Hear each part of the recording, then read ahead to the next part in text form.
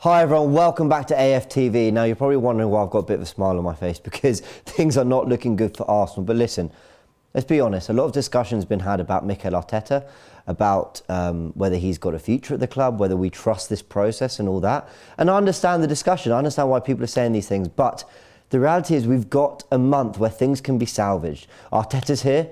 Whoever's in the job, player, manager, whatever, I support them. So come on, let's rally the troops, let's get going, because I believe there's 5 things that Mikel Arteta can change that can get our season going. If he just focuses on these things, I think we can still have a successful season. It is salvageable. I'm going to start with the very first point, which is probably my weakest of the 5, but I'm going to open with keep the informed players in the team.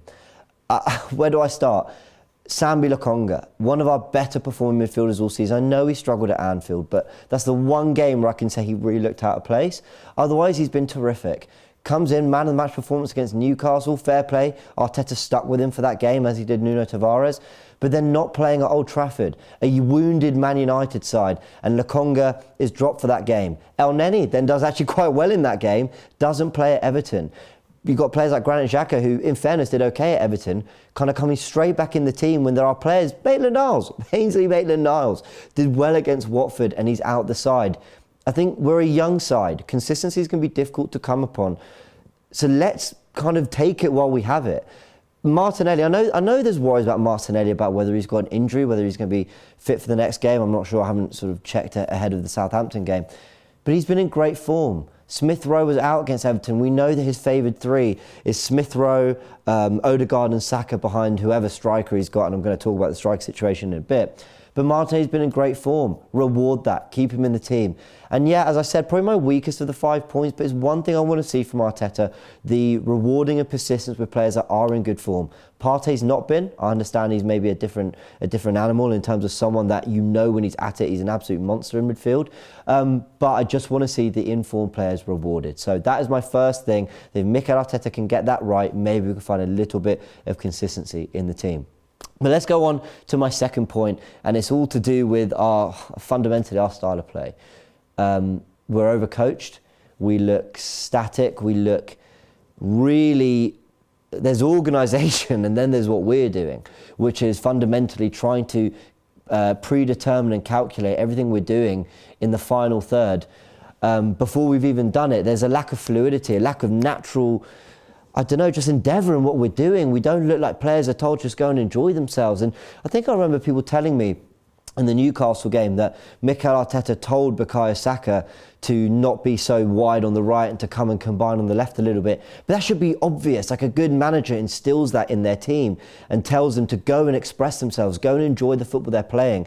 And I don't mind structure in sort of the defensive middle third. We've heard Thierry Henry say that that's how Guardiola coached his side. It was about getting them to the final third. But once we get there, well, we're either lacking quality, and I don't believe that's the case, or we're just lacking a little bit of instruction and freedom from the manager. Give the players freedom to express themselves, especially in games when we're playing against teams like Everton, who are in awful form. The Newcastles, Watfords, I know we won those games, I know, but I think everyone can see that it's lacking and missing something. So Mikel, give them the freedom, and I honestly think we'll start seeing more from our forwards, from our attacking play. We'll start scoring more goals and maybe winning people over again when it comes to backing this project. Let's go into my third point, which is maybe a bit of a weird one, considering what I've just been saying about playing form players, but get something out of Nicolas Pepe.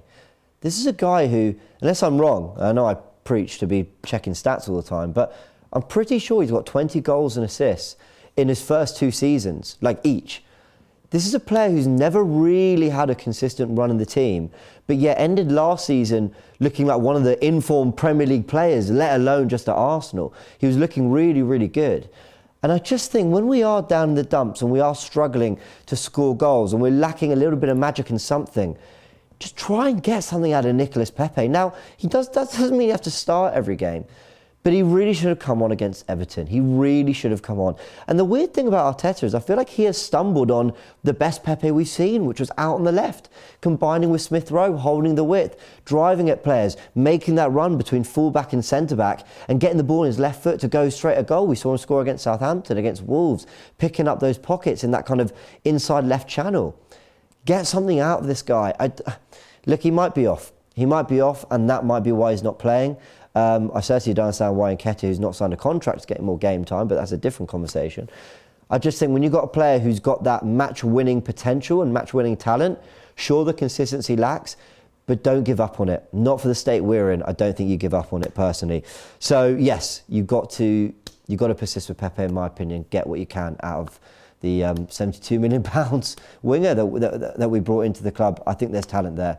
My fourth point is that I think time needs to be spent focusing on what he wants in that striker position. We've seen Nketiah not sign a new deal and suddenly get game time. We've seen Lacazette come into the side, but very infrequently. He plays well, he's dropped, he comes in, he doesn't do. We don't really know what he wants from Lacazette. Aubameyang's given a new deal, now he's not playing, or didn't at least start in the last game. Just pick your striker, but don't just pick him and stick with it. Pick them and play to their strengths. So if you want a striker like Lacazette who's going to come short for the ball, fine. But some of Lacazette's best performances came when Saka and Pepe were either side of him because they could get him beyond.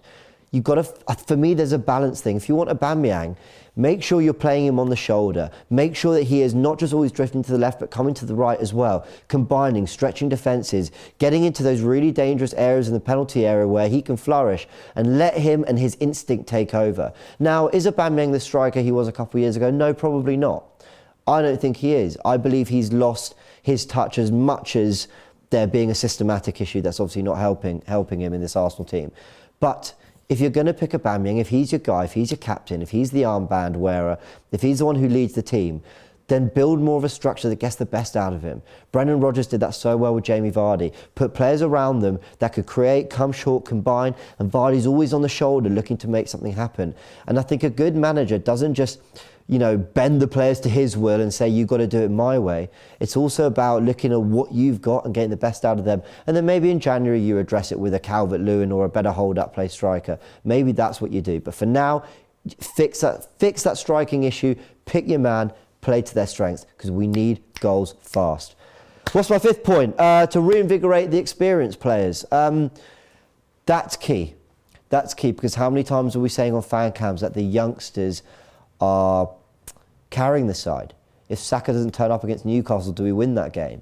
If Tavares isn't the outlet he's been, if Smith Rowe doesn't get the winner against Watford, we go to Old Trafford. I'll forgive Anfield. Anfield's disappointing, but I'm going to park that. We go to Old Trafford and we go to Goodison, having said how key it's going to be to have Partey back and fit for these games, not turning up in that performance, not turning up and asserting himself. But it's not just that, it's a vocal thing as well. We're watching the game against Everton and our two central midfielders have come short for the throw-in, leaving a massive gap in midfield. Who is looking at that and going, no, I'm the experienced head. This can't go on. We need more structure. We're not playing well. We've got to get ourselves together. We've just scored against United. We're playing really well. We started great. Go again, go again, go again, go again. Who is there to set that tempo vocally? And yeah, through performances as well. But we need the experienced players to start to step up. And why is that Arteta's issue? Because I think Mikel can get them together, gather them all. I don't know how it works, to be honest. I've never been a manager, obviously. But I'd honestly get them in a room and say, guys, come on. You cost the money you cost. You have the reputations you have, because there's an expectation that you guys can lead this club. So look to them. And when I say reinvigorate them, I mean, it's not about having a go. It's not about giving a big old bollocking and saying, you've been terrible, look at what Smith Rowe, Lokonga and Saka are doing. It's about saying, rise to the levels you can, and then these youngsters will follow. And I bet you'll see a better Saka and a better Smith Rowe because they're not having to carry the sides themselves. I really think trying to get them on board and trying to get the best out of them and telling them that they are key to what he wants to do can be a massive part of getting through what's going to be a really tough and defining period at Christmas. So those are my 5 things. Let me know if there's anything else you think Mikel Arteta desperately needs to do to turn it around. Because as I said, we could talk about managers this, do we need someone else, do you believe the process, whatever, but he's here. And while he's here, there are things he can do to salvage this, because the season is absolutely salvageable. That's been me, James. Thank you very much for joining. Like and subscribe, like this video if you enjoyed it. Subscribe to the channel if you haven't yet. Let us know in the comment section. We'll be discussing it with you guys. Thanks very much. Roll on Southampton. I was about to say West Ham. That's a week after, massive game. But roll on Southampton. Let's get this win and let's get back on track. Come on, Arsenal.